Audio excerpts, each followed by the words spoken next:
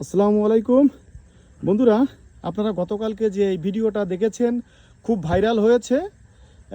কুকুর ধরেছিল কুমিরে। এই যে দেখতে পাচ্ছেন ধলা পাহাড় কিন্তু ওই যে, আর এই যে আমাদের মাজারের দায়িত্বরত যে নাইট গার্ড, সে হচ্ছে গতকালকে কুমিরের কাছে ছিল। ফোরকান ভাই, এখন আপনি বলুন তো যে গতকালকে কি হয়েছিল? একটা মহিলা একটা মুরগি দিছে, কুমিরের উপর মাথার পর টর্চ ধর, কুমিরের মাথার পরে যাই উঠে দাঁড়াইছে, কুমির খাই নাই। পরে মহিলা আসতে পরে গেছে, পরে যাওয়ার পরে একটা কুকুর আইসে মহিলার কামড় দিতে গেছে। আমি আরো পাতে সরাই দিলে আমার কুকুরে কামড় দিছে।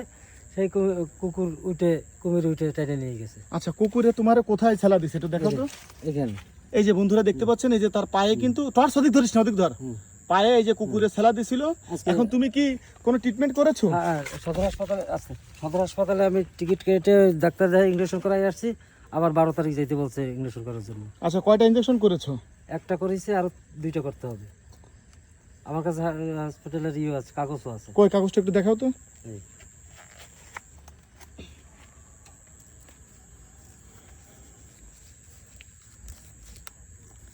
টর্চটা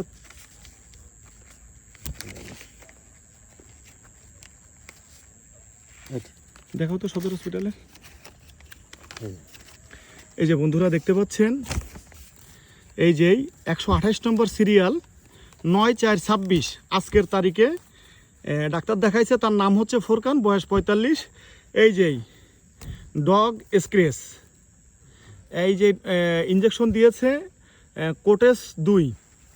এখন আপনারা যে আমাদের এইখানে কিছু মানুষ আসে, আমাদের বাগেরহাটেরই, কুমির আসলে তারা পাগল হয়ে যায় ক্যামেরা নিয়ে কুমিরের ভিডিও করার জন্য। ফোরকান আমাদেরকে দেখাও। এখন ঘটনা হচ্ছে কুকুরটা তোমাকে সেলা দিছে।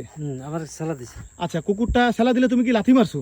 আমি লাথি মারিছি, তখন আস্তে ওই সিঁড়ি পড়ে গেছে, ও পানি খেতে যাচ্ছিল। আচ্ছা, এর ভিতরে কুমির এসে ওরা ধরে নিয়ে গেছে। আচ্ছা, এইটাকে আমাদের বাগেরহাটের কিছু ব্লগার আছে, এরা হচ্ছে ভিন্নভাবে যে মাজারের কুমিরকে কিছু খেতে দেয় না, যার কারণে কুকুর ধরেছে। এখন আপনারা জানেন, আমি কিন্তু প্রতিদিন এই ধলা পাহাড়কে ন্যূনতম যেই দিন আমি থাকি, ন্যূনতম 4 থেকে 5 কেজি মাংস খাই। আমি হচ্ছে লাস্ট কয়েকদিন বাড়িতে ছিলাম না, 1 সপ্তাহ। এই গতকালকে তো আমি আসছি বাড়িতে আজকে।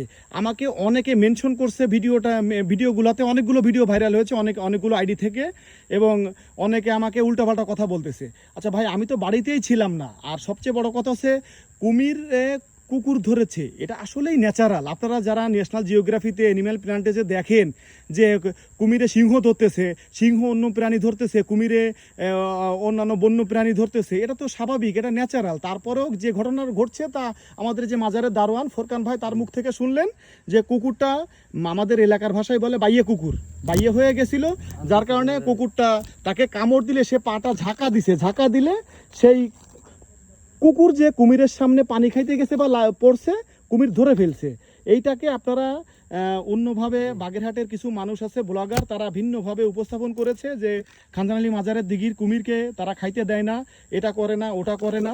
এটা আসলে আপনারা খুব বাজেভাবে উপস্থাপন করেছেন। আপনাদের উদ্দেশ্যে বলবো যে ভাই, আপনারা ভিডিও বানান, ব্লগিং করেন, ভালো কিছু নিয়ে ব্লগিং করার চেষ্টা করেন। কাউকে হেয় করে, কাউকে ছোট করে বড় হওয়া যায় না, এটা আপনারা মাথায় রাখবেন। বাগেরহাট খানজানালী মাজারের কুমিরকে প্রতিদিন সর্বনিম্ন 4 থেকে 5 কেজি মাংস খেতে দেওয়া হয়। ও ক্ষুধার্তর কারণে না, যে কোনো প্রাণীও সামনে পড়লেও তো থাবা দিবেই। তো সবাই ভিডিওটা বেশি বেশি করে শেয়ার করে দিবেন।